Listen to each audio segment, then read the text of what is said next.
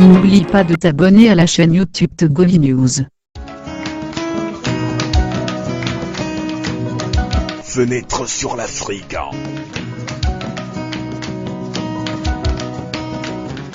Interview, analyse, débat sur la situation politique et culturelle africaine sur Radio Canal K.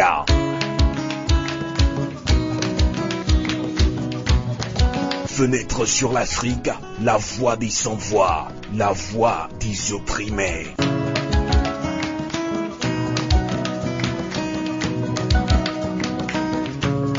Merci de nous être fidèles sur le 3xcanalk.ch et comme annoncé, nous accueillons en ligne en premier en direct depuis Lomé, M. Jean-Pierre Fabre, président national de l'ANC, Alliance nationale pour le changement, parti membre de la coalition. Jean-Pierre Fabre, bonsoir et merci de nous accompagner en ligne depuis Lomé. Bonsoir Amos. Et comme annoncé également, nous accueillons au Canada Celse Kafu Amédin, membre du bureau exécutif de la diaspora des membres du collectif supérieur de Kodi Togo, coalition de la diaspora togolaise. Celse Amédin, bonsoir. Bonsoir Sylvain Amos. En France, justement, dans la région parisienne, nous accueillons également Balthazar Komlan. Il est consultant en gestion des PME et TPE, ancien membre du collectif des mouvements étudiantins en lutte pour la démocratie. Bonsoir, Balthazar Komlan. Bonsoir, Amos. Merci également de nous accompagner dans ce débat citoyen. Et en premier lieu, nous avons toute une série de questions à soumettre à Jean-Pierre Fabre, déjà en ligne depuis Lomé. Et écoutez Jean-Pierre Fabre, en 2013, selon nos informations, ce sont les ambassadeurs accrédités au Togo et les hommes d'église qui ont contré le collectif Sauvons le Togo à participer aux élections législatives.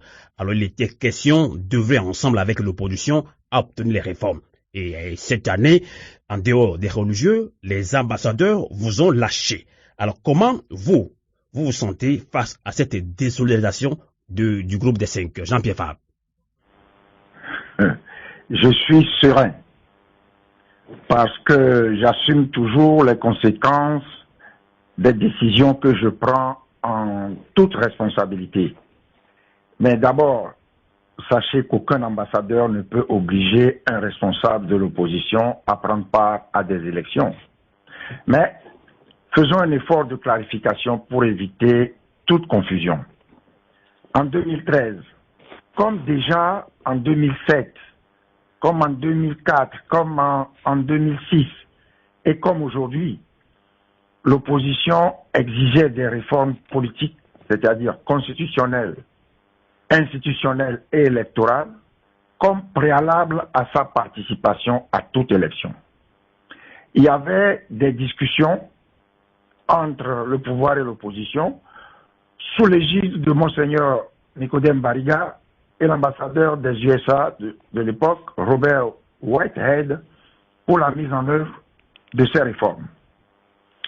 Face au blocage, et compte tenu du fait que les élections étaient déjà en retard d'1 an sur l'échéance constitutionnelle de 2012, puisque les législatives précédentes avaient eu lieu en 2007. Les deux facilitateurs ont pris l'engagement d'user de leur influence auprès des autorités togolaises pour que les réformes se fassent aussitôt après les élections législatives, si nous acceptions de prendre part à ces élections. Nous avons fini par accepter cela. Aujourd'hui, 5 ans après, nous sommes toujours en train de réclamer la mise en œuvre des mêmes réformes. Tout à fait. Mais en ce qui concerne le groupe des 5, je dois avouer que je ne sais pas s'ils se désolidarisent, s'ils lâchent ou non l'opposition. Pour une raison, pour moi, très simple. Quand un conseil ne me convient pas, j'en remercie l'auteur, mais je ne l'applique pas. C'est nous, Togolais, qui portons la plaie du système RPT UNIR. Et c'est nous qui devons décider de ce qui nous convient ou non pour nous en débarrasser. Vous savez, il y a un adage de chez nous qui dit « A victoria divina », c'est celui qui porte la plaie, qui en ressent la douleur. Donc, c'est nous qui sommes concernés. Tout à fait. Alors, Jean-Pierre Fabre, qu'est-ce qui, concrètement, vous a motivé à ne pas participer aux élections législatives du 20 décembre dernier? Est-ce que je peux vous retourner la question? Est-ce que je peux vous demander qu'est-ce qui, concrètement, à votre sens, devrait nous motiver à participer à ces législatives du 20 décembre? En vérité, vous me répondrez rien. Parce que cela fait des années que nous exigeons les réformes constitutionnelles et institutionnelles. Déjà à l'époque du père, je veux parler de Feu Gnassingbé et Adema. Ensuite, à la suite du coup de force perpétré par le fils, Faure Gnassingbé, pour accéder au pouvoir au décès de son père. Comme vous pouvez le constater, il s'agit en fait d'une conjonction de plusieurs raisons qui peuvent se ramener à une seule. Le refus du pouvoir en place de mettre en œuvre les réformes prescrites par la feuille de route de la CEDEAO. Participer à ces élections aurait été un encouragement au pouvoir à persister dans le refus de mettre en œuvre les réformes auxquelles il s'engage depuis longtemps. Et vous voyez que l'accord 4 de Lomé remonte à 1999, si ma mémoire ne m'abuse pas. Les 22 engagements datent de 2004, je crois 14 avril 2004. L'accord politique global date de 2006, etc.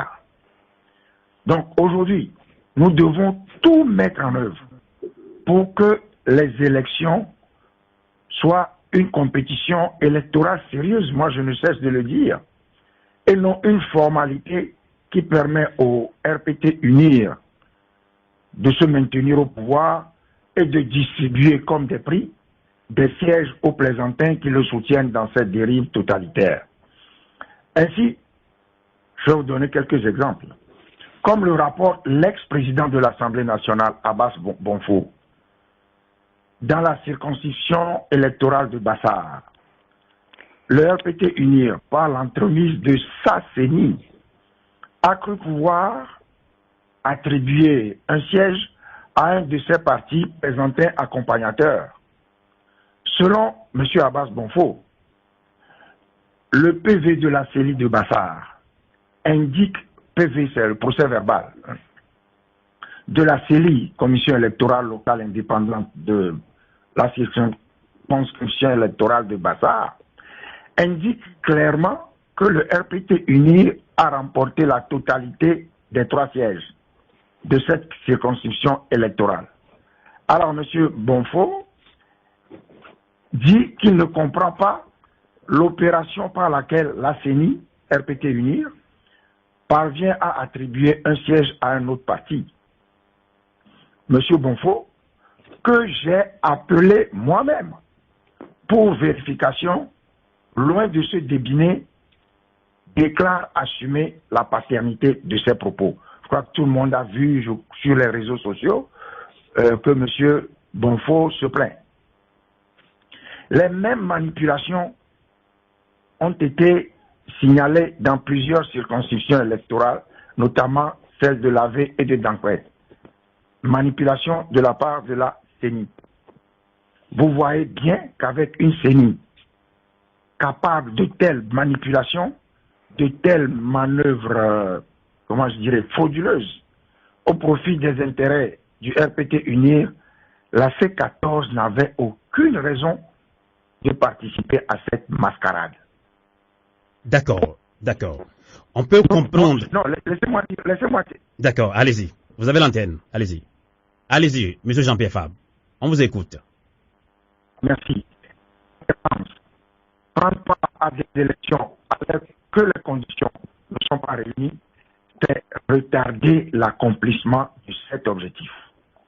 Je pense que avec l'explication que je viens de vous donner, vous avez compris, nos auditeurs auront compris pourquoi nous n'avons pas pris part à ces élections.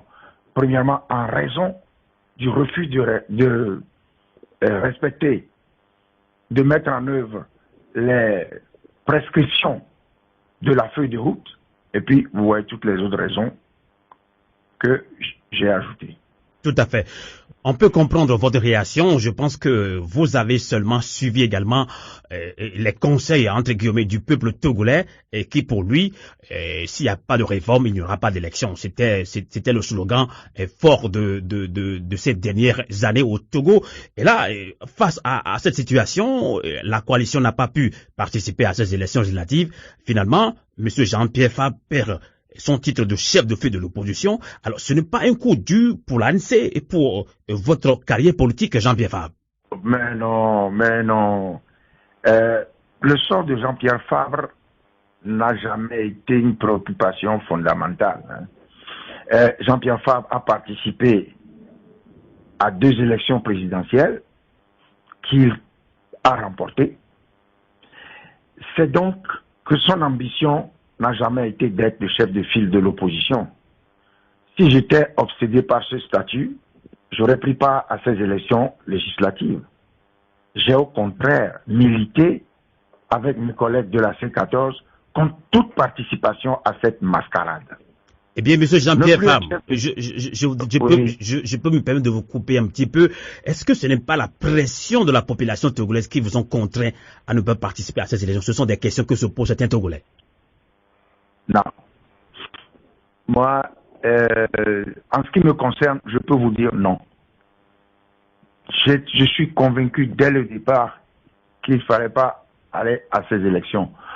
Évidemment, je suis heureux de constater que la population exerce la même pression, la pression dans le même sens que moi. Donc, non. Ne plus être chef de file de l'opposition ne peut constituer un coup dur pour ma carrière politique. La nouvelle phase de lutte que nous abordons, au contraire, me ragaillardit. Je ne me suis jamais préoccupé de ce statut de chef de file de l'opposition. Et je vais vous dire, parce que je considère que c'est créé par les chefs d'État, les États africains, pour espérer ramollir leurs adversaires politiques. La motivation de mon engagement militant et citoyen contre l'ordre dictatorial n'est pas d'être chef de file de l'opposition à perpétuité. Un coup dur pour l'ANC, vous n'y pensez pas. Nous voyons différemment les choses à l'ANC, où nous militons sans réserve de toutes nos forces pour l'alternance démocratique. La violence, les exactions de toute nature, les basses manœuvres politiciennes, je dirais du RPT UNIR, et les diverses compromissions des uns et des autres ne nous détournent pas de notre objectif, en finir avec la dictature en favorisant l'alternance. Vous savez, dans ces phases-là, les paroles prophétiques de notre hymne national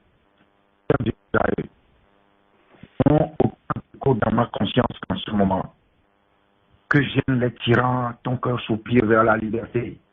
Togo debout, luttons sans défaillance. Vainquons ou mourons, mais dans la dignité. Ce dernier coup de force du RPT UNIR ne peut en aucun cas saper notre morale. Nous connaissons le pays profond. Je l'ai parcouru dans tous les sens. Je l'ai sillonné de part en part. Et nous sommes suffisamment au fait de la misère, des souffrances de nos compatriotes auxquels nous compatissons.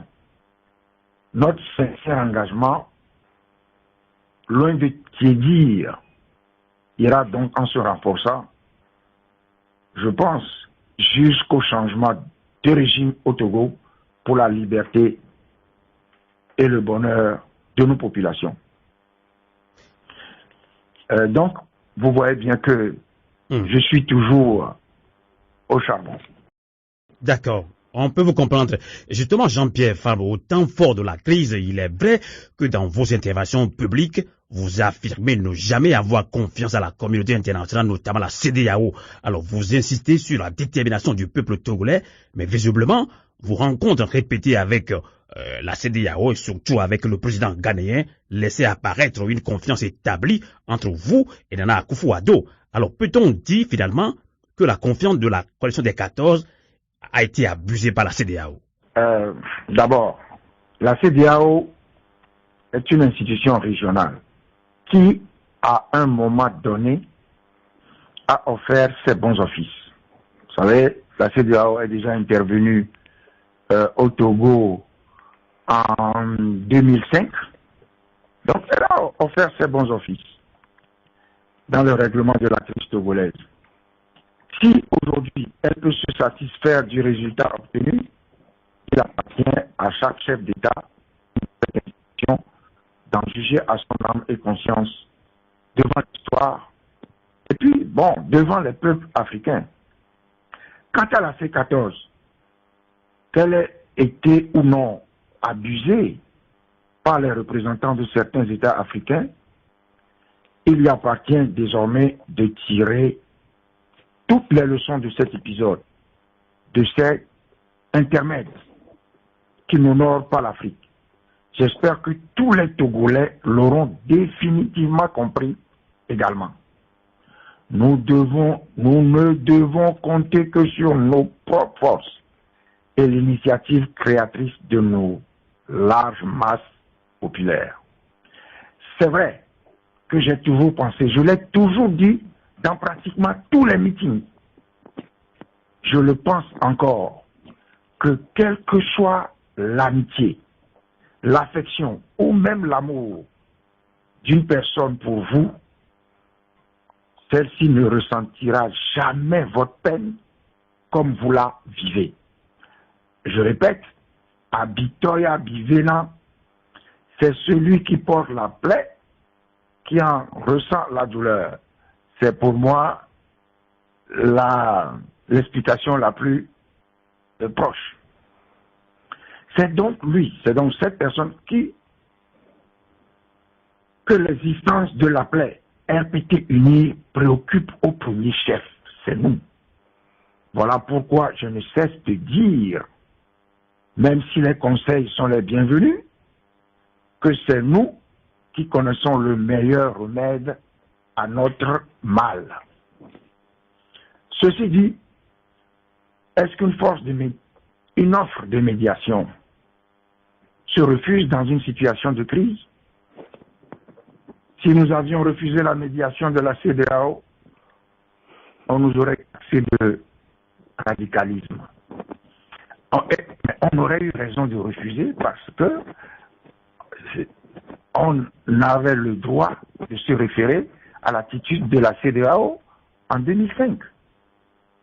Je dis toujours que, participant à un colloque à Cotonou en septembre 2005, j'ai vu et écouté le secrétaire exécutif adjoint de la CEDEAO chargé des affaires politiques. À l'époque, le général Cheikh Oumar Diarra déclarait devant l'auditoire que c'est l'image qui a fait le tour du monde là, où on a vu un militaire togolais, l'urne sous le bras, courir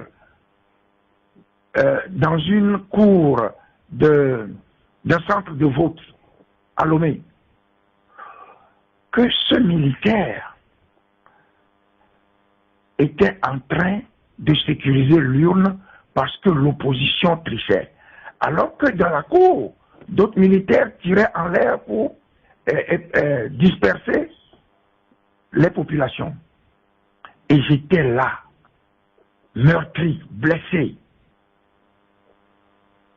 et en train d'écouter ce général raconter cette histoire-là. Alors que 3 jours après le scrutin de 2005, M.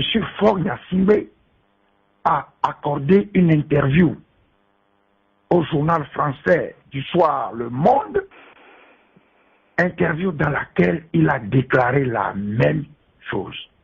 Alors, je suis en droit de penser que certains responsables de la CEDEAO défendent le régime togolais.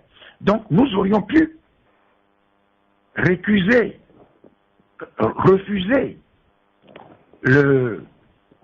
l'offre de bons offices, l'offre de médiation de la CEDEAO. Nous ne l'avons pas fait. Mais on se disait, et moi je me disais, de toute façon, si la CEDEAO nous propose à un moment donné quelque chose qui ne nous convient pas, nous allons refuser. C'est ce que nous avons fait. D'accord, d'accord. Merci beaucoup, Monsieur Jean-Pierre Fabre. Mais attendez, d'accord. C'est ce que nous avons fait.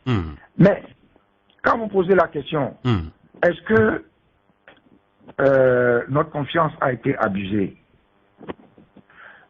Je peux vous dire que oui, pour ma part, j'affirme que notre confiance a été abusée et je vais vous donner les raisons. Donc vous êtes blessé dans votre fort intérieur?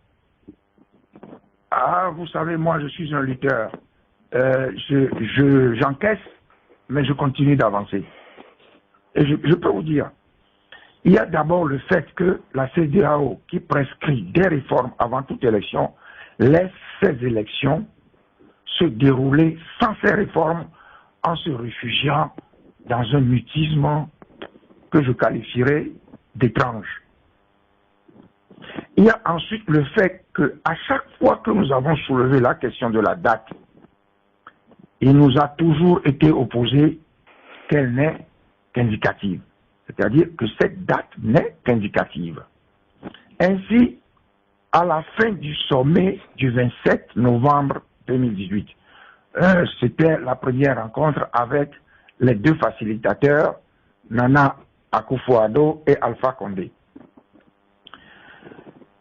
Donc, nous avons émis de vives protestations au cours de ce sommet au sujet de la date des élections fixée, si vous vous en souvenez, au 28 novembre. Et le président Alpha Condé a tenu à nous recevoir dans sa suite, à l'hôtel du 2 février, pour nous assurer que les élections n'auront lieu. Écoutez, c'est ce qu'il nous a dit. Les élections n'auront lieu que lorsque toutes les conditions seront réunies.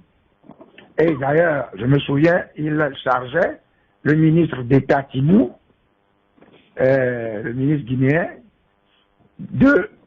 d'accorder une interview sur les chaînes internationales pour préciser que la date n'est qu'indicative et que les élections n'auront lieu que lorsque toutes les conditions seront réunies. Et il a ajouté, la date n'est qu'indicative. Lui-même, quelques jours après, je pense que c'est au sommet de l'UA en Mauritanie. Lui-même a soutenu sur les médias internationaux RFI et France 24 que la date n'est qu'indicative. À Conakry, le 5 novembre dernier, alors que nous avons posé le problème de l'irréalisme de la date, encore une fois, le président Alpha Condé nous a répondu, je cite, de mémoire, c'est moi qui ai parlé du sommet de la CEDEAO, non, c'est moi qui ai parlé au sommet de la CEDEAO du 31 juillet du rejet de tout fétichisme de date. Et il a ajouté, je le cite, les élections n'auront lieu que lorsque toutes les conditions seront réunies et que vous vous serez mis d'accord sur la date.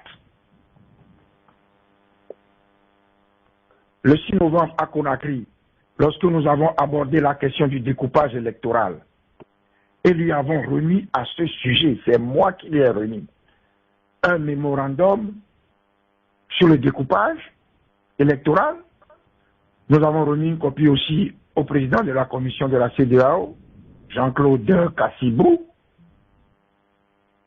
le président Condé nous a assuré que la question, donc cette question du découpage, sera traitée après les urgences que constituait à ses yeux la composition de la CENI avec un président étranger, il nous l'a garanti, et le recensement. Deux préoccupations donc, composition de la CENI et recensement. Ces élections, les élections du 20 décembre dernier ont eu lieu sans que l'épineuse question du découpage n'ait été réglée. Alors, avouez que lorsqu'on vous donne de telles assurances, vous êtes un peu surpris par la suite des événements qui ne tient aucun compte des assurances données quant aux préoccupations que vous avez formulées. Mais, pour moi, l'essentiel a été préservé. On a compris. Nous n'avons pas accepté d'aller à ces élections comme des moutons que l'on conduit à l'abattoir. Et il y a une phrase que j'aime bien citer, face à un piège à con, on n'est pas obligé d'y tomber. D'accord, espérons que la coalition n'est pas tombée dans ce piège-là. En tout cas, vous êtes encore avec nous pour une trentaine de minutes. On a compris vos développements, on vous a laissé développer vos idées afin que le peuple togolais puisse comprendre la réalité de ce qui s'est passé entre vous, justement la coalition des 14 et la CEDEAO, notamment Nana Akufo-Addo. Dans cette émission, dans ce débat citoyen, nous allons donner la parole à Celse Kafuya-Medin, qui est membre du bureau exécutif d'Iastocad et membre du conseil supérieur de Kodi Togo. Celse Medin, rebonsoir, est-ce que vous êtes avec nous? Oui, bonsoir. Alors, rebonsoir. Alors, vous avez suivi Jean-Pierre Fabre en direct depuis Lomé. Il a bien développé la situation, ce qui s'est passé entre la coalition des 14 et la CEDEAO. Et justement, c'est ça, Médan. Et de 2005 à ce jour, la communauté internationale continue à contribuer au maintien de la dictature au Togo, dira-t-on, et à noyant ainsi les efforts de l'opposition à obtenir les réformes. Alors, c'est ça, Médan. Comment analysez-vous ce comportement de la communauté internationale, notamment la CEDEAO? Vous venez d'écouter également Jean-Pierre Fabre depuis Lomé. Oui, merci, Sylvain Amos. Mais je crois que nous le savons très bien. Les États n'ont pas d'amis, ils ont des intérêts. Donc je crois que c'est ce qui se vérifie encore dans le cas du Togo. Et la communauté internationale, les pays, ceux de la CEDEAO et les autres, ont sûrement des intérêts qui ne sont pas toujours ceux du peuple togolais. Donc, c'est la façon, je crois, la plus simple dont on peut expliquer ce comportement, ces pièges-là, finalement, de la CEDEAO. Je crois que c'est le cas. C'est à nous, c'est au peuple togolais de se rendre compte, une fois pour toutes, de cet état de fait et de prendre en main complètement sa situation, le problème togolais, et de le résoudre par ses propres moyens. Donc, je dirais que, allez-y. Dans un certain, oui, je féliciterais quand même le peuple togolais pour avoir fait sa part. Il y a encore des choses à faire, mais pour l'avoir fait, je donne chapeau quand même aussi à la C14, avec les explications fournies par M. Jean-Pierre Fabre, que oui, ils ont fait leur part, et maintenant il faut tirer les leçons. Les leçons pour l'avenir, assez proche aussi, parce que le problème togolais reste entier. Donc, il faut vraiment tirer les bonnes leçons pour comment conduire la suite des choses. En tout cas, justement, vous l'avez annoncé d'ailleurs en conférence de presse le 26 décembre dernier que la coalition va se reconstituer en mouvement citoyen, mais on n'a pas tellement compris de quoi s'agit-il concrètement, Jean-Pierre Fabre, s'il faut parler terre à terre. Mais c'est ce que je viens de dire. Peut-être que je n'ai pas été très clair. On voudrait bien comprendre. Puisqu'il y a Togo debout, il y a le mouvement Espérance pour le Togo, il y a le mouvement Nubweke, il y a tant de mouvements citoyens au Togo. Mais il s'agit justement de faire en sorte que tous ces mouvements se regroupent en un vaste ensemble pour harmoniser leur fonctionnement. Qu'on ne fasse pas double emploi, qu'on aille tous dans le même sens. Donc ces mouvements auront l'appui total de la coalition des 14. Mais non, la coalition des 14 fera partie de ce vaste ensemble. Donc, il ne s'agit pas d'avoir pour être clair, c'est un collectif Sauvons le Togo bis. Peut-être, mais certainement, on souhaiterait plus efficace. D'accord. On va voir ce que pense également. Vous savez, à l'époque, il y avait le collectif Sauvons le Togo, mais il y avait malheureusement la coalition Arc-en-Ciel. C'est comme, si vous voulez, un collectif Sauvons le Togo, ensemble avec la coalition Arc-en-Ciel, ensemble avec le mouvement Mbouké, ensemble avec Espérance pour le Togo, ensemble avec Togo Debout France, ensemble avec Codi Togo, ensemble avec tous ces gens. Trouver le moyen de travailler ensemble pour être plus efficace. D'accord. Vous savez, il y a les confessions religieuses dont l'entrée en scène a été saluée par les populations. Et peut-être que c'est ça ça a également contribué au caractère massif du boycott de la dernière fois, du 20 décembre. Donc c'est quelque chose comme ça. Tout à fait. Est-ce que je suis plus clair? Oui, vous êtes clair. On va relancer Balthazar Komlan et à la conférence de presse 26 décembre dernier, la coalition annonce qu'elle va se reconstituer en mouvement citoyen. Vous avez écouté tout à l'heure Jean-Pierre Fabre l'a décrit. Alors, comment est-ce que vous comprenez cette approche, Balthazar Komlan?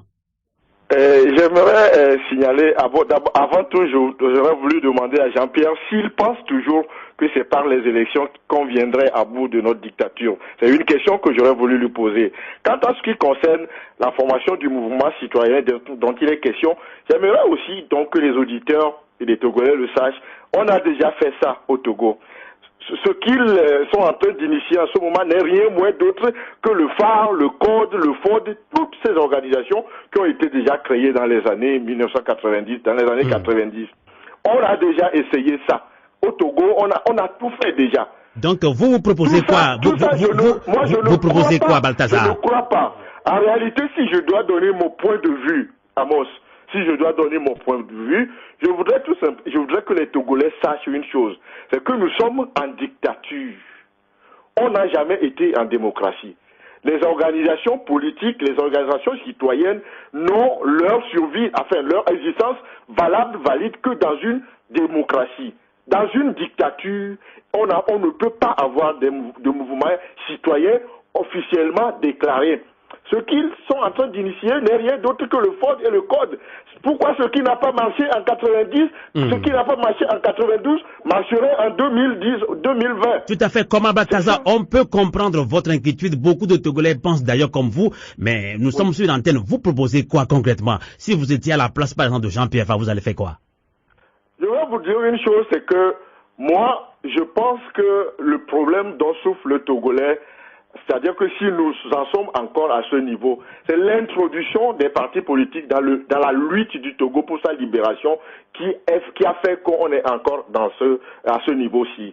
En 1491, lorsque le collectif des mouvements étudiants a initié une conférence de presse pour pouvoir donc déclarer ses actions en vue de la lutte pour le changement, il y avait en 9e partie, c'est-à-dire si vous prenez la plateforme en 1991, la conférence du foyer Pi 12, il y avait en numéro 9 l'amnistie pour les prisonniers politiques et en numéro 10 l'autorisation de création de partis politiques.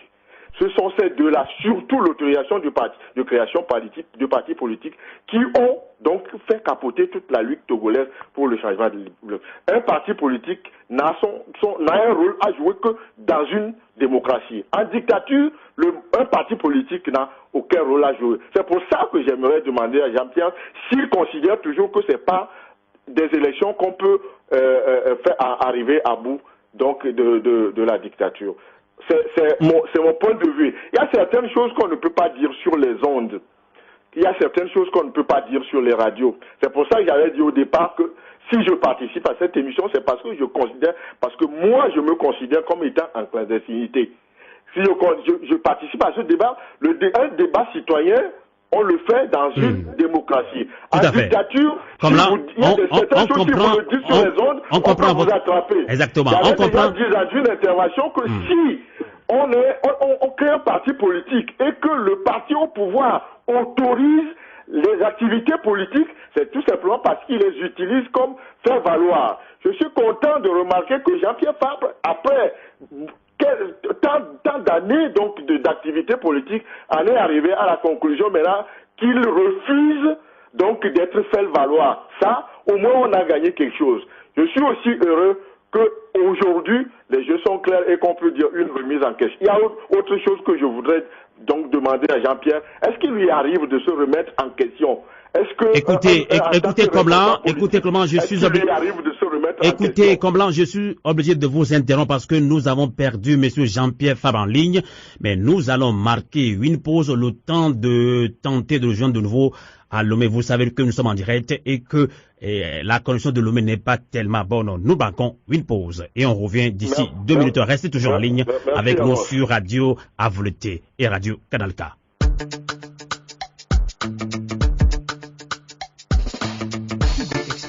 Attachez vos ceintures, j'allais yok badila ba play élection ya, badila ba chakami. C'est le dernier appel, c'est le dernier combat. Nous devons rester debout. Nous on dit ça ne va pas, les gens nous parlent d'élection. Le pays a problème, on nous dit d'aller voter. Tout le monde se demande, aller voter ou pas. C'est le dernier appel. C'est le dernier combat. Nous devons rester debout. Nous allons les jama. Mitonya wana tumejo bilelo. Yes I. Asiaga Togo vi maka kedeke akoko mi dava isan ebe nyinu gbegbe yagbeto ku yagbeto si ami ngaletiko no kenyi no to le joye mi jona Togo vi potole se bebe Togo vi potole to adukri mina Togo vi ba ko vide la obe mi chame be mi jo mi legbe no kenti mi legbe ma be gbogbo ke mi wa wade no kebe na mi ma pe gbogbo ke mi wa wade.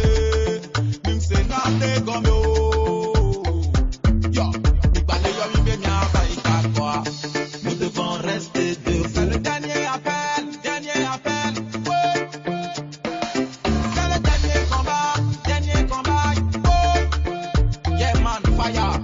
Asiatia mi man ballon. Bemia ba flow mi ke wolo. Amesia me le to clever. Ebe dio mi le clever ma. Mali me dio mi le clever ma. Mon pavio mi le cleva ma ane fobia me de penga kedo amesia me ne no cleva c'est le dernier appel c'est le dernier combat on bâtit la flumilo nous devons rester on bâtit la plémilo nous devons rester on bâtit la bami la pomi la fimi la wumi la chimilo. Mole da blanc, kuna ke tona senu, da kame ba flu, l'école a batté kene wa ba blewo, jagba bana to cleva si agre, sino chalo badila de sushi bobo, obe police active contre les prisons, obe Dieu chance contre les prisons, Sisa Johnson contre les funu, Adia Nicoden Bidi ye bébé ye la wa grève de fiande, agoye bedia, mina mia vo videlo, mina mia vo videsia.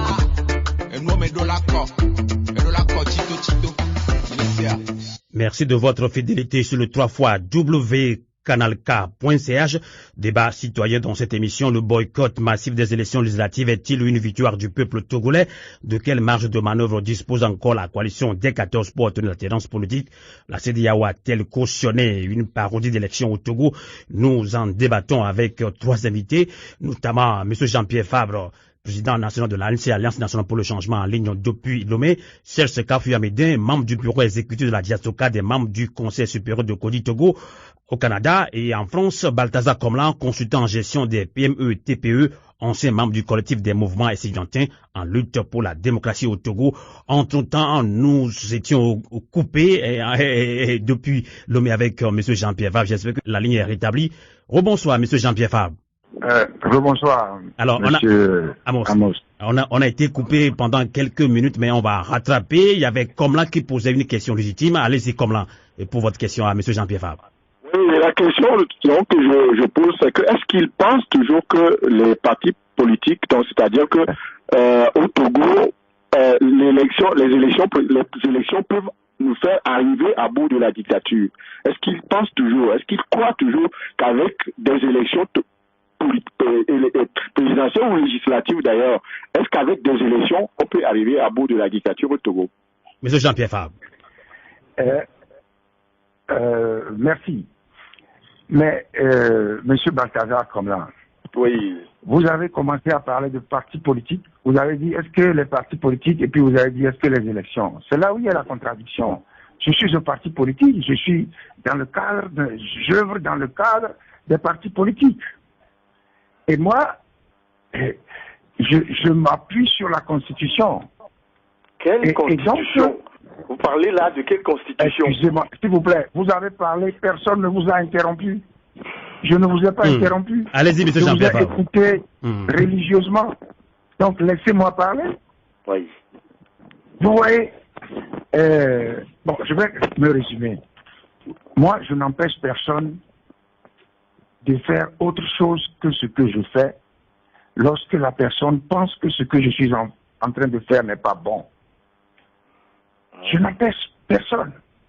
C'est une maladie togolaise, je constate, que lorsqu'on estime que les actes que pose quelqu'un ne sont pas bons, au lieu de s'organiser pour faire ce qu'on veut faire soi-même, on se met à critiquer, à insulter, à dénigrer. Non, moi, je suis d'accord, je serai d'accord avec M. Balthazar Komlan. Il propose ce qu'il veut, et puis il y a des gens qui vont adhérer. Et moi, je ne dirai pas il y a des choses que je ne dirai jamais sur les antennes d'une radio, même si, parce que je considère que c'est pas bon à dire. Comprenez? Donc, M. Balthazar Komlan, j'œuvre dans le cadre d'un parti politique. Et nous qui sommes sur le terrain, avec les partis politiques, nous essayons de faire, dans le cadre d'un parti politique, ce que nous pensons bon de faire. Cela étant, nous n'empêchons personne de faire autre chose. Nous ne détenons pas, certainement pas la vérité. C'est ce que je peux répondre en toute humilité à la question que vous me posez. Est-ce que je pense? Je pense que si nous sommes déterminés, décidés, comme moi j'ai vu le peuple togolais décider le 20 décembre dernier à ne pas se prêter à la mascarade électorale proposée, si nous arrivons à fédérer les énergies, à nous rassembler, nous pouvons faire quelque chose dans le cadre des partis politiques, des associations, et les confessions religieuses. Il s'agit de coordonner nos actions dans un front de refus, la mise en place d'un front de refus visant à mettre définitivement fin aux errements du LPT uni qui discrédite notre pays.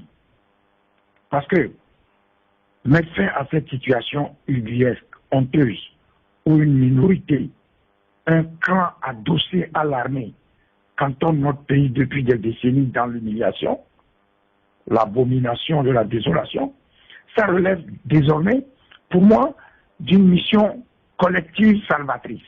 Maintenant, si ce n'est pas bon, je ne refuse pas. Si M. Balthazar Komlan pense qu'il y a autre chose qu'il propose, puis on verra ce que nous en ferons. Nous sommes tous des Togolais. D'accord. On veut contribuer apporter notre On a compris votre contribution. réaction, M. Jean-Pierre Fabre. Je vais relancer Celse Kafu Amédin, je le disais.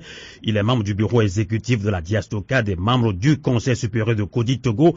Celse Kafu Amédin, vous avez suivi Jean-Pierre Fabre et Comlan. Donc on parle là d'une solution, et une des solutions proposées par la coalition des 14, justement, se muer en un grand mouvement citoyen, alors qu'il en existe déjà. Il y a Togo Debout, il y a le mouvement Debout, qu'il y a tant de mouvements citoyens implantés au Togo comme dans la diaspora. Vous êtes également un mouvement citoyen. Comment est-ce que vous avez appréhendé cette approche de la coalition des 14? C'est ça, Médin. Merci, Sylvain Amos.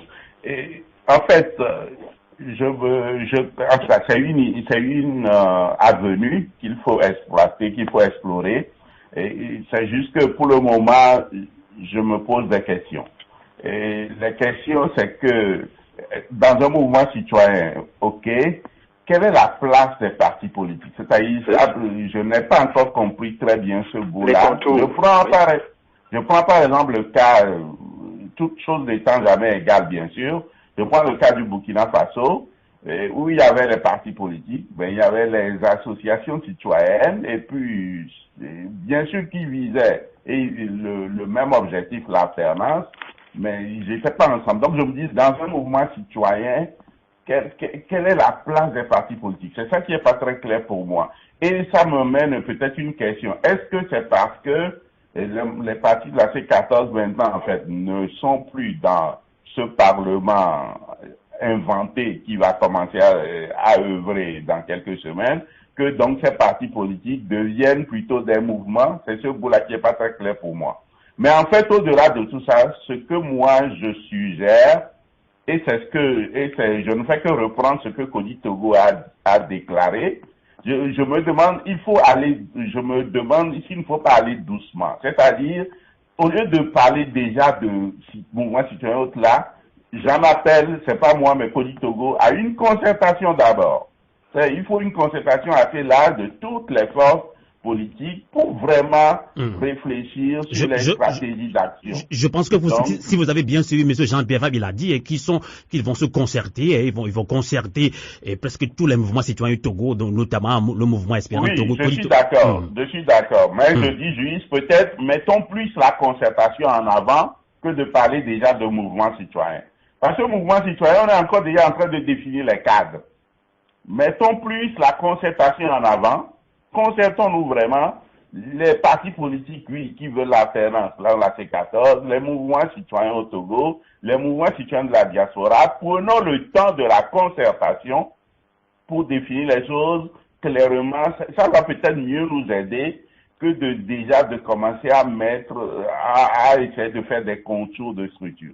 D'accord. Peut-être qu'on dit la même chose, mais de différentes façons. D'accord. Jean-Pierre Fabre, vous l'avez suivi, Jean-Pierre Fabre? Oui, j'ai très bien suivi. Mais il s'agit simplement d'évoquer la mise en place de quelque chose.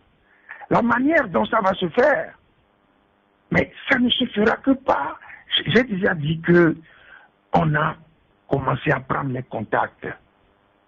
La manière dont ça va se faire, c'est ensemble que ça sera défini. Si ça n'est pas bon, quand on fera les concertations, et ceux qu'on aura approchés, ils nous diront, non, on n'est pas d'accord pour telle ou telle raison, ou bien voilà comment ça va se faire, on pense que ça doit se faire, et puis on verra si c'est faisable. Mais il faut quand même, après ce qui s'est passé, commencer à réfléchir, à aller au-delà de la C14. Parlant justement de ça, est-ce que vous allez concerter également les mouvements citoyens de la diaspora, puisque d'autant au niveau de la diaspora, on pense que la coalition n'implique pas tellement, ou bien ne concerte pas tellement la diaspora togolaise dans sa globalité. Jean-Pierre Fabre. Mais tout le monde sera consulté. Vous savez, quand on est au four et au moulin, bien sûr, on peut toujours être critiqué de ne pas faire ceci, de ne pas faire cela. On l'accepte, mais on est au charbon. Et donc, certainement que on aurait peut-être dû consulter plus, mais on consulte, hein. On consulte. Moi, on discute.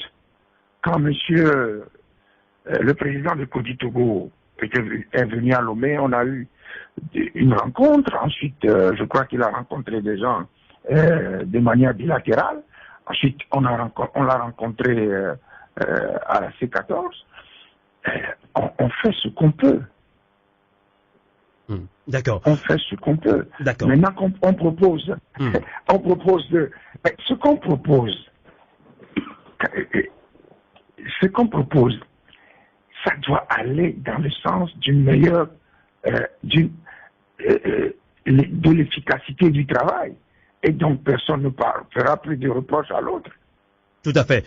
On va évoluer dans ce débat puisque nous allons, dans 10 minutes maximum, nous allons libérer M. C.S. Kafu Amédin depuis le Canada. On va prendre Ouro Malik Koura depuis Liège ou bien depuis Bruxelles en Belgique qui nous écoute également en ligne.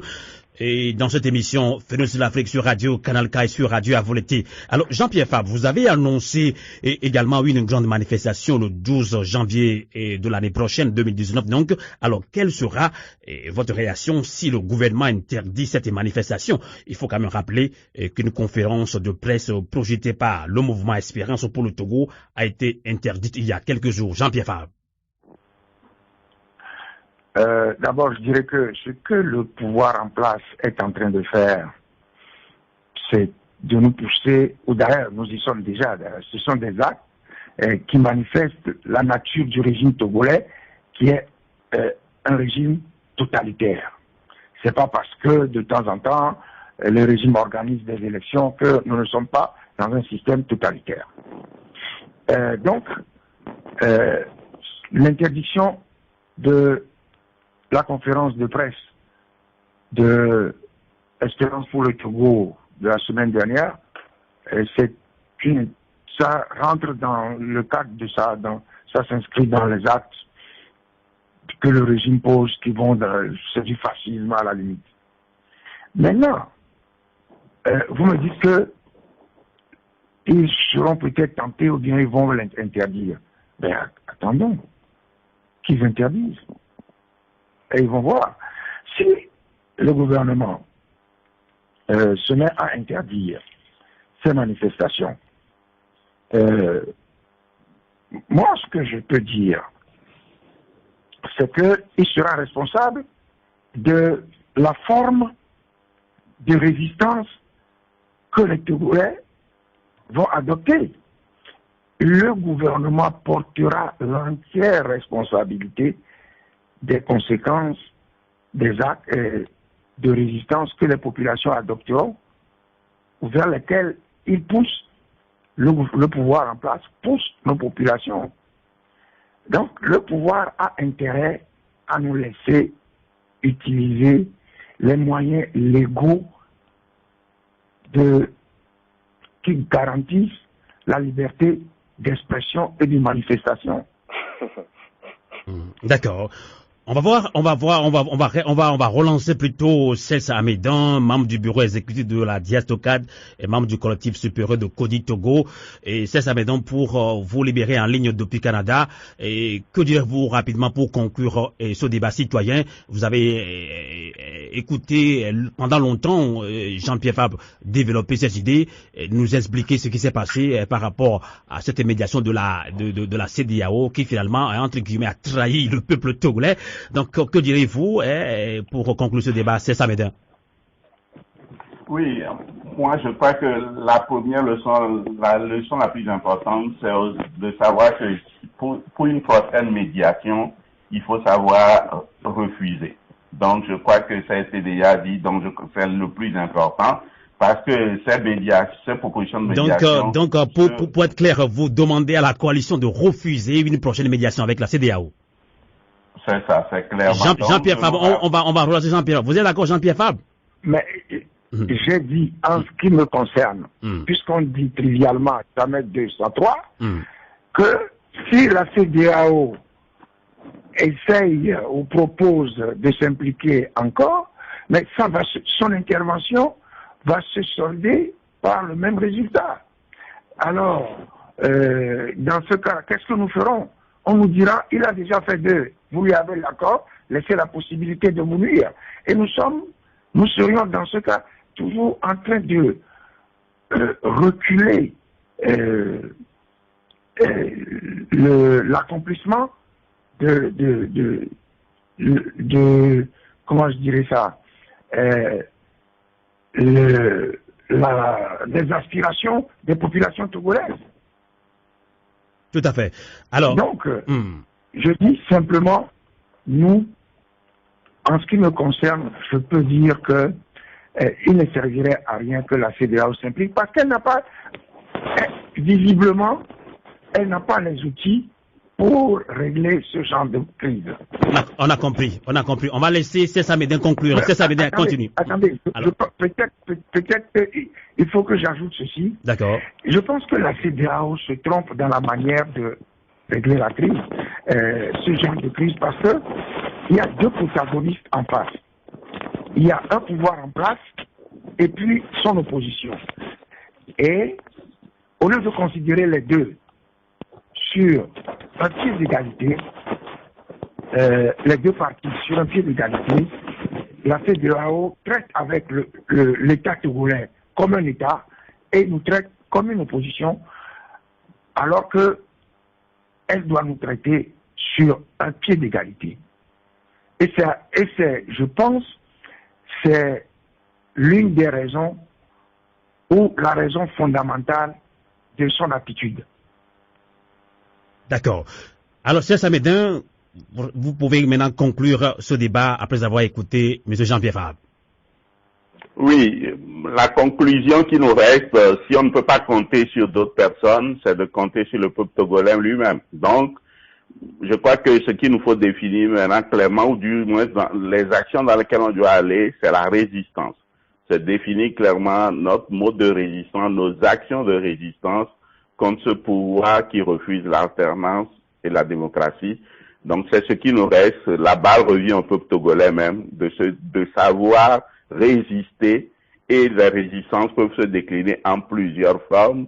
Donc c'est de résister clairement, ouvertement, mais légalement contre ce pouvoir pour finalement obtenir ce que d'autres ne peuvent pas nous aider à obtenir.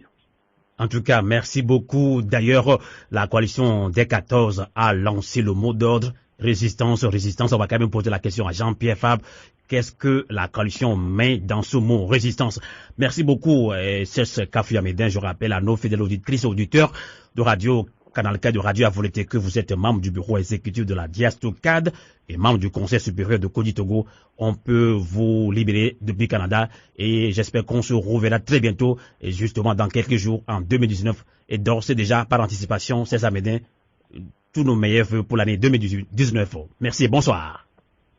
Merci beaucoup. Meilleurs vœux à tous, meilleurs vœux à vos auditeurs. Merci. On va continuer ce débat, justement. On va encore aussi libérer M. Jean-Pierre Fabre en ligne depuis dans une dizaine de minutes. Et on va prendre également notre 4e plutôt invité dans ce débat citoyen, Ouro Malik Koura depuis la Belgique. Alors, Monsieur Jean-Pierre Fabre, vous avez écouté tout à l'heure César Médin de Kodi Togo qui parle de résistance. Seul le peuple togolais détient, doit prendre en main son destin. Alors, vous avez aussi lancé ce mot au sein de la coalition et même dans votre parti, résistance, résistance. Qu'est-ce que vous mettez dans le mot résistance puisque le peuple togolais est en résistance permanente depuis des années, Jean-Pierre Fabre? Oui, il faut que la résistance s'étende à toutes les couches de la population.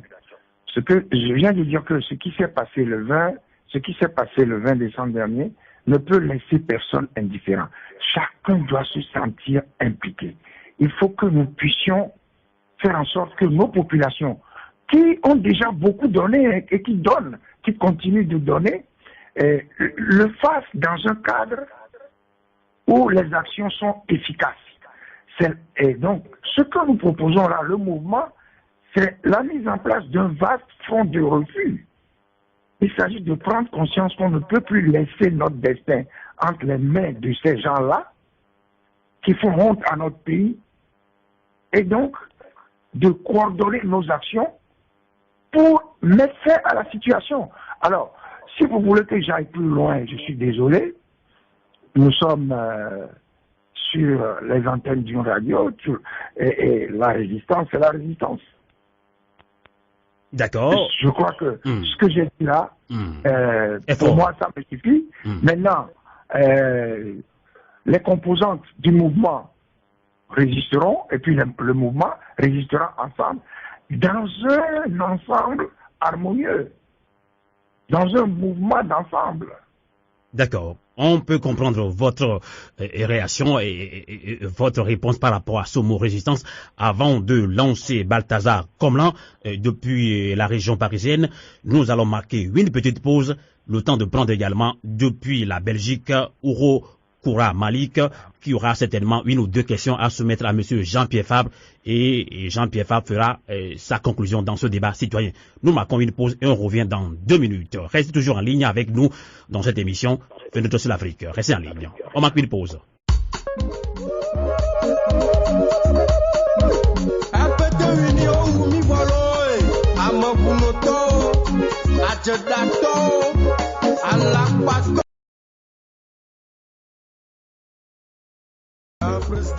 Merci beaucoup à Malik Slave qui vient nous chanter au-delà de et c'est ce que souhaitait d'ailleurs tout le peuple togolais. Merci de votre fidélité dans ce débat. Nous accueillons également en ligne depuis la Belgique Malik Ouro Koura, expert scientifique à l'école de santé publique de l'Université libre Bruxelles, membre de la diaspora togolaise et président de l'AECED.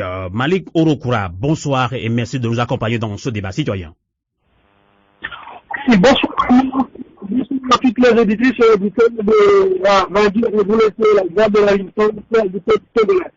Je voudrais remercier tous les invités qui sont sur le plateau aujourd'hui, à commencer par vous-même, M. Jean-Pierre Fabre. Voilà, je voudrais aussi également rendre hommage à tous nos compatriotes qui sont tombés depuis le début de cette lutte. Nous les considérons comme ils sont bien martyrs. De penser à tous les blessés, et sans oublier nos compatriotes qui sont toujours dans les geôles de la gendarmerie nationale, de la police, etc. Voilà. Merci beaucoup. Oui.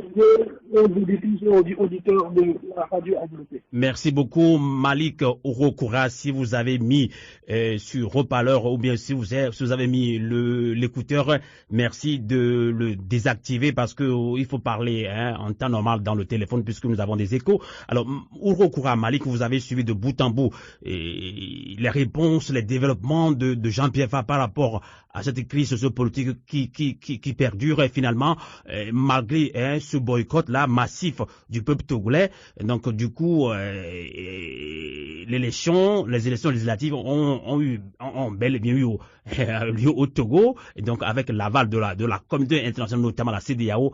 Votre réaction après avoir écouté M. Jean-Pierre Fabre, Malik Ouro Koura? Oui, merci Amos.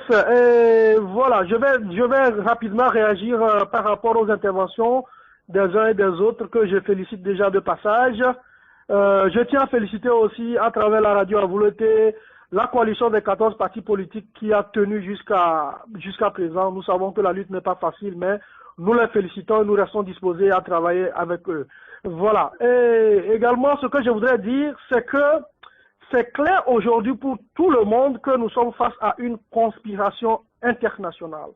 Voilà. Et ça, à travers le développement de M. Jean-Pierre Fabre, nous avons tous les ingrédients à nos dispositions pour pouvoir statuer sur le fait qu'il y a eu une conspiration internationale. Nous sommes en face, donc, de la France-Afrique qui est en marche. Et c'est ce qui se passe.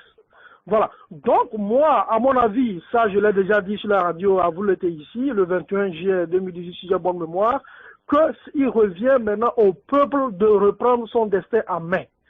Maintenant, qu'est-ce qu'il faut faire? Ce que nous devons faire, moi je ne suis pas dans la logique d'un mouvement citoyen parce que si nous parlons aujourd'hui d'un mouvement citoyen, cela voudrait sous-entendre que la coalition qui est née après le 19 août, c'est-à-dire le 19 août après la grande manifestation qui a été lancée par le parti du cheval, c'est-à-dire le PNP de Matipi à Chadam, voilà, il y a eu une lutte qui a été menée à travers la coalition. Maintenant, s'il y a eu des erreurs ou alors on n'est pas arrivé à ce que nous voulons, nous devons revoir la lutte autrement. Mais ce n'est pas forcément à travers un mouvement citoyen, mais comme M. Jean-Pierre Fabre même l'a dit, il faut élargir maintenant le champ d'action à tous les niveaux. La diaspora est déjà là. La diaspora se dit prête à travailler avec la coalition, et non pas seulement parce que j'ai entendu les gens dire par-ci, par-là, que c'est seulement ceux qui sont sur le terrain qui maîtrisent bien mieux la situation du pays. Non, je ne suis pas d'accord. Il y a des gens qui sont aussi au niveau de la diaspora, qui sont censés aussi détenir certains secrets qui pourront également aider la coalition. Donc moi je propose que la coalition des 14 partis politiques de l'opposition, dont je salue l'effort, je salue aussi la bravoure, la ténacité, la détermination à travers le peuple togolais, continuer donc cet effort-là pour qu'il soit encore uni et travailler avec la diaspora. C'est-à-dire que nous, au niveau de la diaspora, nous sommes prêts à mettre en place des cellules. Excusez-moi, je ne suis pas un théoricien, mais il faut qu'on se dise la vérité parce que c'est une lutte qui est une lutte nationale, mais au-delà donc de la nation togolaise, il y a aussi la diaspora togolaise qui est en dehors, qui suit de près cette lutte. Donc, ouvrir maintenant une porte aux autres personnes qui pourront apporter leurs idées, je trouve ça très très très fondamental, et ça, ce sera le travail de nous tous. Moi, je vais aller rapidement en disant que M. Jean-Pierre Fabre a parlé maintenant des religieux, voilà, et la société civile. Oui, nous savons. Cette lutte-là, c'est une lutte qui est premièrement fondée sur la base des gens qui ont travaillé en touchant les bases.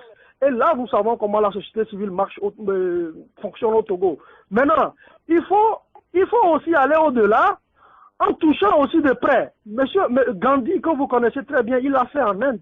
Avant d'avoir l'indépendance de l'Inde, il a travaillé aussi avec les religieux, les chefs traditionnels. Les chefs traditionnels, nous ne devons pas les sous-estimer. Au temps de la colonisation, si je dois faire le devoir de mémoire, la lutte que nous avions menée, nos ancêtres ont menée pour arracher l'indépendance à la métropole française, n'a pas été une lutte facile. C'est une lutte qui avait eu la bénédiction de nos chants traditionnels. Si nous n'allons pas demander la bénédiction de nos chants traditionnels, je pense que nous avons encore du travail à faire. Ça, je le dis. Nous savons que le régime RPT uni a déjà acheté certains chants traditionnels, mais nous sommes tous des Togolais, nous restons attachés à nos valeurs traditionnelles. Un chef traditionnel est un chef traditionnel. C'est à nous maintenant de faire les pas, nos pas vers ces chefs traditionnels pour leur demander leur aide. Parce que, Amos, si je dois peut-être rappeler ce qui s'est passé le 20 décembre. Le 20 décembre, nous avions lu des communiqués comme quoi certains chefs traditionnels ont appelé les populations de leur localité à sortir pour aller voter. On va poser la question, M. Jean-Pierre Fabre. M. Jean-Pierre Fabre, est-ce que vous confirmez que des chefs traditionnels ont appelé, pour dire la vérité, je n'ai pas eu vent de cela. Ils ont appelé à aller voter. Des chefs traditionnels ont appelé les populations à aller voter massivement lors de cette dernière... Je n'ai pas appris ça. Par contre, je suis d'accord avec ce que dit notre collègue. Mais nous travaillons avec tout le monde. Vous savez, travailler avec les chefs traditionnels, c'est pas aujourd'hui qu'on va nous dire ça. Je crois que tous les partis politiques essaient de le faire avec des succès relatifs, mais chacun essaie de faire feu de tout bois. Personne néglige personne. Alors, on dit qu'on va vers un mouvement citoyen. Ça veut dire qu'il faut transcender les appartenances partisanes, mais élargir la base de ce que nous faisons. Je ne crois pas que ça signifie de faire disparaître la C14. Au contraire. Justement, c'est la question que je voudrais vous poser. Donc, ce n'est pas la fin de la coalition des 14. Non, pas du tout. La coalition va exister, mais va travailler avec les autres pour être dans un vaste mouvement d'ensemble pour une meilleure efficacité de la lutte. Bon, je crois que au fur et à mesure que les contacts vont être pris, et et que les discussions vont être menées, nous verrons bien comment tout ça, à quoi tout ça va aboutir. D'accord. D'accord. Eh bien, M. Jean-Pierre Fabre, avant de vous libérer en ligne depuis Lomé, et une avant-dernière question, le boycott massif des élections législatives est-il une victoire du peuple togolais selon vous? Incontestablement. De quelle manière? Le peuple togolais a montré le 20 décembre dernier que s'il n'a pas la force de s'opposer à ce qui se fait, il le refuse. Il le refuse pour le moment. Donc c'est une grande victoire du peuple togolais. En vérité, le peuple togolais a toujours été victorieux. Il est là, il est disponible. Et je pense que c'est peut-être les partis politiques, la classe politique et de l'opposition qui n'a pas réussi à exploiter la disponibilité populaire et qui peut-être l'a gaspillé. C'est tout ce que nous sommes en train de dire là, ça doit concourir à une meilleure exploitation de la disponibilité populaire. Et donc, pour répondre à votre question, oui, le boycott massif du 20 décembre dernier est une grande victoire pour les populations togolaises. Balthazar Comblan, qu'est-ce que vous en pensez? Je suis un petit peu perplexe. Tout à l'heure, je disais que le mouvement citoyen dont il est question ici, je n'arrive pas à cerner les contours. J'aimerais, avant que Jean-Pierre Fabre ne nous quitte, lui dire que il a dit que nous avons une maladie au Togo, c'est-à-dire celle de critiquer. Il y a une autre maladie au Togo, pour moi, est celle qui consiste pour les hommes politiques à ne pas se remettre en question. Je pense que lorsqu'on a à offrir au peuple togolais que des échecs successifs, il est important de temps en temps que l'on se remette en question. Le vide n'est pas une abdication. Le vide peut être utile dans une lutte politique. C'est-à-dire, quand on fait le vide, ça permet donc de se remettre en question et de réfléchir à autre chose.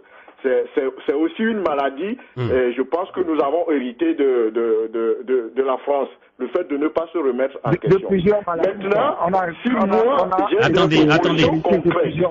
Attendez, je pense que M. Jean-Pierre Fabre voudrait réagir à votre question. Il me disait tout à l'heure que Balthazar, il m'a dit tout simplement que quand quelqu'un est en train de parler, il faudrait donc qu'on le laisse aller jusqu'au bout. Moi, c'est-à-dire que c'est cette maladie-là, j'aimerais donc la lui opposer à la maladie qui consiste pour les d'autres personnes à ne que critiquer. C'est-à-dire qu'il y a une autre maladie au Togo, c'est l'incapacité pour les hommes politiques à ne pas se remettre en question. D'accord. Maintenant, je maintiens que un mouvement citoyen au Togo, comme il est en train de le décrire, sans toutefois donc donner les contours de cette initiative-là, je pense qu'on l'a déjà essayé et que ce n'est pas ça qui va faire évoluer les choses. Moi, je voudrais faire une suggestion concrète. Il vous est je voudrais dire ceci. Attendez, je vous en prie. Attendez, Balthazar, s'il vous plaît, c'est moi qui distribue les paroles. Attendez, puisqu'on ne va pas s'embrouiller ici. Et ce n'est pas bien aussi pour nos auditeurs parce qu'on ne s'entend pas, on parle tous en même temps. Alors, je pense que M. Jean-Pierre Fabre voudrait réagir d'abord à ce que vous venez de dire et puis on vous laissera continuer avec vos idées. Jean-Pierre Fabre, réagissez rapidement. Non, vous savez, il n'est jamais facile de discuter avec une personne qui vous prête des intentions. Lorsque M. Comblan Balthazar, je crois, dit que il est impossible aux hommes politiques togolais de se remettre en cause, en question. Ça me... Je ne sais pas d'où il sort ça. C'est toujours facile de dire les choses. Mais lorsqu'on met en place un parti politique, ce n'est pas pour s'amuser. Enfin, sérieusement, je parle d'un parti politique sérieux qui travaille régulièrement et qui a en face une armée ce n'est pas très facile. Et lorsqu'on accuse les gens de ne pas se remettre en question, c'est la facilité, quoi. Mais vous savez, moi, j'ai le cuir épais. Ça fait un moment que je suis là-dedans. Je ne m'en vante pas du tout parce que pour le moment, les résultats ne sont pas là. Mais les accusations, on en a entendu. Mais je dis simplement, personne n'empêche personne de venir expérimenter les idées géniales et qui sont les siennes. Personne. Si quelqu'un a une idée, qu'il vienne les expérimenter. Si c'est bon, nous qui voulons, moi qui veux, de toutes mes forces, la fin de la dictature, j'adhérerai à son idée. Mais simplement rester à 10 km, à 1000 km du champ de bataille et donner des leçons à la cantonade, ça c'est très facile. Et je dis simplement, évitons ça, ne prêtons pas des intentions, ne disons pas ce que nous ne savons pas sur les gens. Ce n'est pas parce qu'on ne réussit pas qu'on ne se remet pas en question, qu'on ne change pas. Donc Jean-Pierre Fabre, vous vous remettez en question après cette médiation qui a fini très mal avec la CEDEAO. Mais évidemment, évidemment. Mais vous savez, comme je le dis, il est très facile d'être à des kilomètres du champ de bataille et de se moquer de ceux qui sont sur le champ de bataille. C'est très facile. Mais je pense que la seule chose que nous avons, c'est... Je peux tout à fait répondre à ça. Je vous en prie, Balthazar. Je l'ai dit tout à l'heure que c'est... Je suis désolé, donc c'est moi qui conduis l'émission. Je vais vous donner la parole pour également respecter une bonne écoute de nos auditeurs. On a encore une vingtaine de minutes. Donc Jean-Pierre Fabre, allez-y. Je dis simplement, pour la énième fois, que je n'ai pas la capacité d'empêcher M. Balthazar Komlan de venir expérimenter au Togo ses idées, ou d'appartenir à une association qui prend contact avec la C14 ou l'ANC pour leur exprimer ses idées géniales. À partir de ce moment-là, on attend. Mais je dis simplement critiquer, attendre que l'armée massacre des populations, que l'armée massacre et que l'armée violente les hommes politiques, pour finir par dire vous n'êtes capable de rien parce que vous avez échoué. Je crois que c'est très facile. C'est très facile. Monsieur Balthazar Komlan, moi, je vous attends dans l'ANC si vous voulez bien me faire vos propositions, ou moi, je vous attends dans la C14 si vous voulez bien faire vos propositions. Mais les critiques, ça va.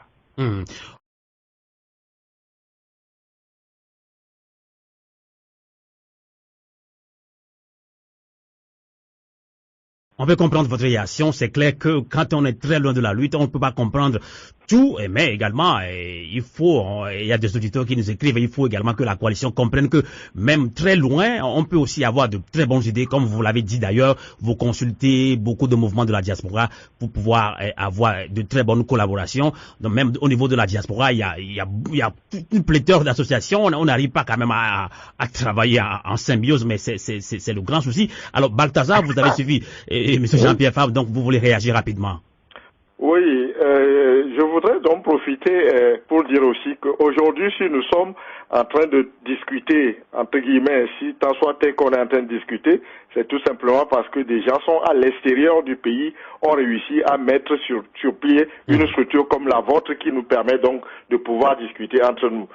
Ça voudrait dire quoi? Ça voudrait dire, c'est-à-dire ça revient un petit peu à ce que vous venez de dire tout à l'heure, c'est-à-dire même depuis l'extérieur, on peut tout à fait avoir de bonnes idées. Je ne voudrais pas entrer dans un débat à deux qui consiste à dire, bon, c'est facile pour ceux qui sont à l'intérieur de croire qu'il suffit d'être à l'intérieur, ou bien quand on est à l'intérieur, c'est en ce moment qu'on est un bon combattant ou pas. Je ne voudrais pas rentrer dans ce débat-là. Ce que je dis tout à l'heure, tout simplement, c'est que lorsque, après le 20 décembre, on a constaté donc que la C14 ne s'est pas présentée et que pour une fois, depuis longtemps, il n'y aurait pas une opposition officielle au Parlement qui est en train d'arriver. Balthazar, comme là, je n'ai pas compris, moi, personnellement, je n'ai pas compris votre réaction. Vous voulez que la C14, entre guillemets, présente des excuses au peuple togolais, comme quoi elle n'est pas allée au bout de ce combat, c'est ça? Non, il faut que la C14 tire les leçons de son échec et s'efface.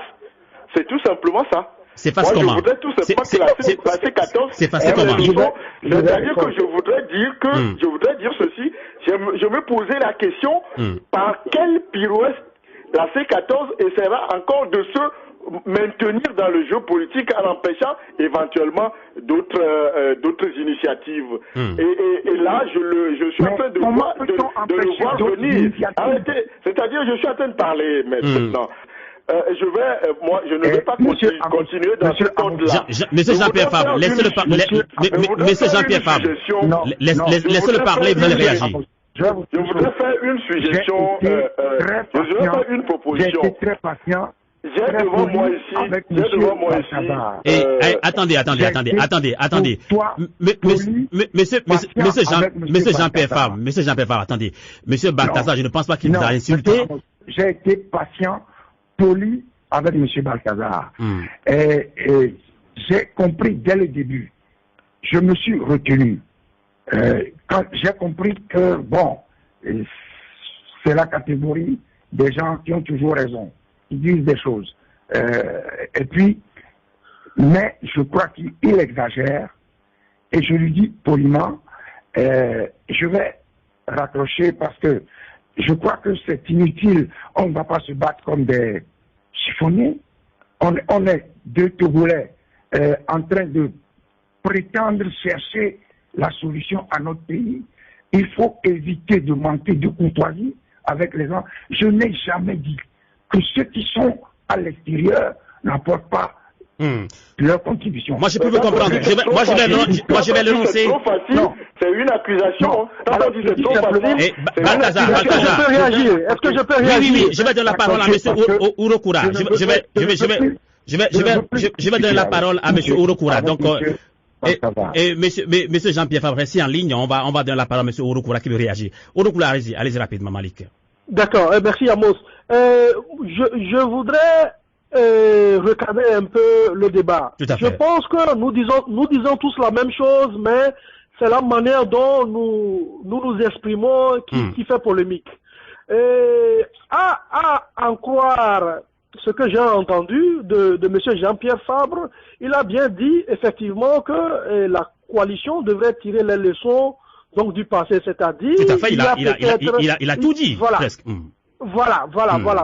Il a même, attendez, moi, c'est moi qui conduis le débat et que je ne fais pas l'éloge de qui que ce soit dans cette émission. J'ai reposé la question à M. Jean-Pierre Fabre. Donc, vous remettez en cause après cette médiation-là entre la CEDEAO et la coalition qui s'est mal finie. Il a répondu oui. Donc, je n'ai pas compris, voilà, je ne sais pas si M. Balthazar nous a suivis là, sur ce point. Malik, allez-y. Voilà. Donc, je pense que M. Jean-Pierre Fabre a bien dit que peut-être qu'ils n'ont pas su utiliser la détermination du peuple togolais pour pouvoir accomplir peut-être certaines missions. Hein, voilà, entre parenthèses, je résume à peu près l'idée. Voilà. Donc maintenant, moi, à mon avis, je pense aussi que c'est le boycott que nous avions vu le 20 décembre, c'est une victoire du peuple. Moi, je le conçois comme ça. C'est une victoire du peuple parce que si je dois me référer à une citation de Charles de Gaulle, hein, le président Charles de Gaulle, il a bien dit que la démocratie, c'est le gouvernement du peuple exerçant la souveraineté sans entrave. Mais nous, chez nous avons une dictature qui est en face. Normalement, dans un pays normal, avec ce qui s'est passé le 20 décembre, l'élection devrait être annulée. C'est-à-dire qu'on devait annuler l'élection et revoir les choses autrement. Mais, comme j'ai aussi entendu M. Jean-Pierre Fabre dire que Eux, ils sont en face des armes. C'est bien vrai. Nous avions vu. Moi, j'ai le cœur meurtri aujourd'hui. Si je vois encore les images que j'ai vues avec un enfant qui a été vraiment tiré à bout portant, ça fait mal au cœur le 8 décembre. Ça dit que nous sommes en face de la dictature. À quoi ça sert d'appeler à manifester? Monsieur Balthazar, je ne comprends pas votre intention dans cette émission. Je suis vraiment désolé. Je ne comprends pas votre intention dans cette émission. On veut informer le peuple togolais, même si nous peuple, nous ne sommes pas d'accord de la manière dont est finie cette médiation entre la C14 et la C14 et la CEDEAO. Ce n'est pas ici le lieu de se tirer dessus et d'accuser. Je vous comprends très bien. Je comprends la réaction de tout le peuple togolais où on a perdu beaucoup de familles et qu'on n'arrive pas à voir le bout du tunnel. C'est clair. Nous allons laisser monsieur Jean-Pierre Fabre conclure ce débat. Est-ce que je peux continuer d'abord? Je voudrais que monsieur Jean-Pierre Fabre écoute un peu ce que je dois dire avant de... D'accord. Voilà. Allez-y. Voilà. Je pense que la lutte n'est pas facile sur le terrain, il faut le reconnaître. Nous sommes tous dans la lutte, même ceux qui sont dans la diaspora sont dans la lutte, mais nous avons en face de nous un adversaire qui est vraiment dangereux. Il faut l'appeler ainsi. Donc c'est un adversaire dangereux. Maintenant, ce que moi je propose, pour aller très rapidement, je crois que nous devons revoir tous nos bases, que ça soit partis politiques, membres de la diaspora, je ne sais pas, société civile, religieux, etc. Tout le monde doit revoir ses bases. Moi, je propose, le travail que Amos, vous faites, c'est déjà très bien. Je propose que ce travail-là soit multiplié dans toutes les régions du Togo. C'est-à-dire, nous savons qu'au Togo, nous avons des médias qui ne sont pas forcément accessibles aux partis politiques de l'opposition, nous le savons tous, mais il y a certaines radios, par exemple, qui sont ouvertes aux partis politiques de l'opposition. Donc, c'est-à-dire que ce que je voudrais proposer, que chaque parti politique ou société civile revoie sa base, envoie des gens dans toutes les régions du Togo, sur les radios, les médias, pour au moins toucher les bases, toucher les cœurs des gens, parler dans les langues locales de chacun. C'est-à-dire que c'est un travail que nous devons faire nous tous, y compris moi-même ou moi-même qui parle. Donc les médias vont jouer un grand rôle. Il n'y a pas que les médias. Voilà. Donc les sensibilisations, les meetings, tout ça là, je sais que le travail n'est pas facile sur le terrain, mais ensemble, nous devons trouver des meilleures stratégies pour pouvoir concrétiser ça sur le terrain. La lutte doit être pacifique. Mais je crois qu'il y a des gens qui disent qu'il y a d'autres moyens, à part les moyens, pacifiques. Comme les moyens, comme les moyens que veut proposer Balthazar, mais pas tout le temps sur l'antenne. On va laisser monsieur Jean-Pierre Fabre qui a bien voulu participer à ce débat en ligne, en direct depuis Lomé. Ce n'est pas tellement évident. Monsieur Jean-Pierre Fabre, ça fait presque 2 heures d'horloge que vous êtes avec nous. Et encore une fois, merci de votre disponibilité. Que diriez-vous pour conclure ce débat citoyen? D'abord, je suis désolé de la manière dont les discussions, certaines parties de l'émission ont dérapé, mais c'est pas, je ne pouvais pas laisser trop longtemps une personne qui également dit vouloir rechercher poursuivre le même objectif que moi, dire des choses un peu à la limite de l'agression. Bon, maintenant, pour nous et pour moi, la lutte, elle continue. Je suis d'accord avec le dernier intervenant, mais nous sommes de la C14, mais nos partis n'ont pas fusionné. Ça veut dire que nos partis existent toujours. Nous faisons des réunions, plusieurs réunions par semaine avec nos partis respectifs. Ça veut simplement dire que ce qu'il dit, et nous le faisons. Chaque parti est sur le terrain en train de sensibiliser. Et il faut intensifier la sensibilisation sur le terrain par les partis politiques et par les associations. Et c'est pour ça que, pour moi, je reviens encore au mouvement citoyen.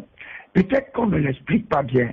Et quand nous allons poursuivre les contacts, la concertation, nous finirons bien par trouver la meilleure formule. Tout à fait. Donc, il faut intensifier la lutte et renforcer la résistance. D'accord. Maintenant, nous sommes à la fin de l'année. Nous sommes à la fin de l'année.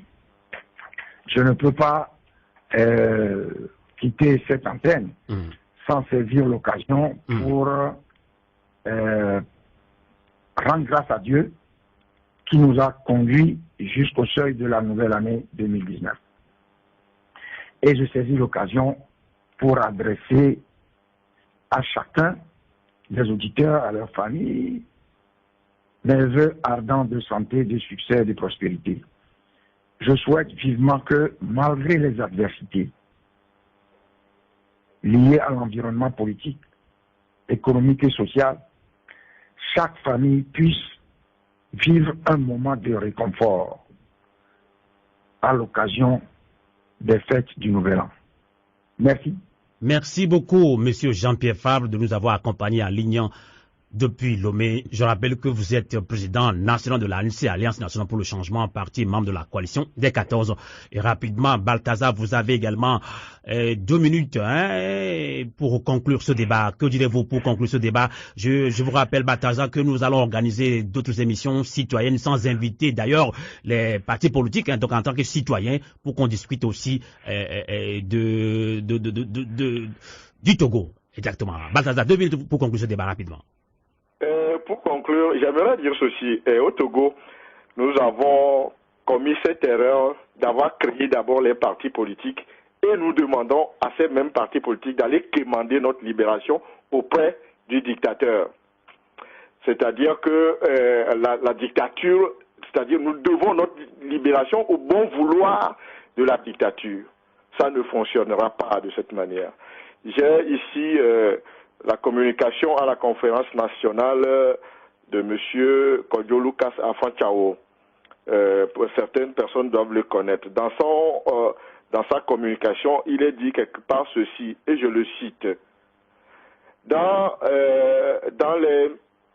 Je voudrais tout simplement rappeler que dans les pays où la stratification des couches sociales n'est pas nettement définie en termes de classe, la jeunesse en général et les étudiants en particulier ont eu à jouer un rôle très important dans le processus ayant entraîné les changements les plus significatifs.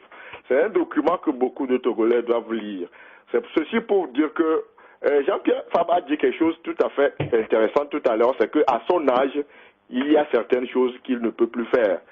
Ce qu'il venait de dire, c'est valable pour beaucoup, y compris moi-même qui suis ici. Ça veut dire quoi?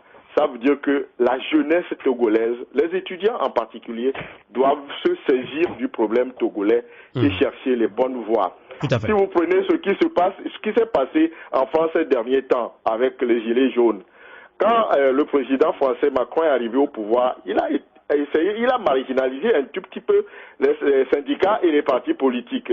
Il a fallu que les citoyens eux-mêmes se lèvent et qu'ils se mettent. Ils n'ont rien fait, ils n'ont pas de représentants, il n'y a personne devant eux. Ils n'ont pas de parti politique. On a compris. C'est eux-mêmes qui se sont levés, qui ont décidé donc de mettre à jour le pouvoir en place. Et quelques jours après, le président Macron a été obligé donc de faire certaines concessions par rapport à sa politique. C'est ce que la jeunesse togolaise doit faire.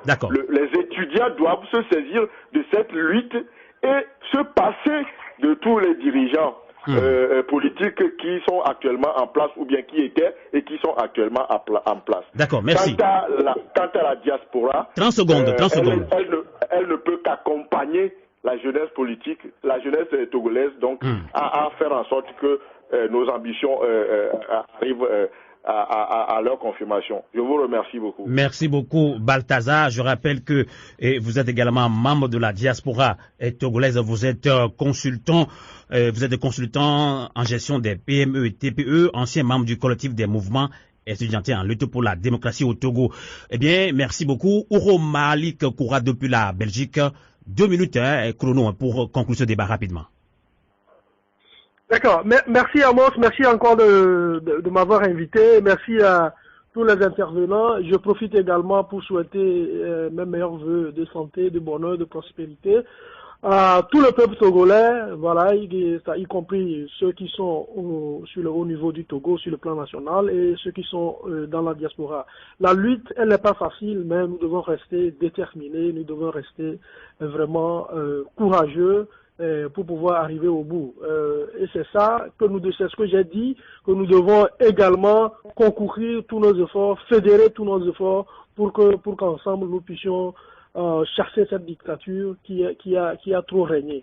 Tout ce que nous voulons, c'est la démocratie pour notre pays. Il faudrait que chacun il faudra que d'un jour à l'autre, le pays puisse assurer aux plus faibles les mêmes opportunités qu'aux plus forts. Et donc, voilà, que Dieu bénisse le Togo. C'est tout ce que j'ai à dire. En tout cas, merci beaucoup également à vous, Ouro Koura Malik. Vous êtes membre de la diaspora togolaise également basée en Belgique. Merci à vous, auditeurs, auditrices, câblés presque pendant 2 heures de l'heure dans cette émission.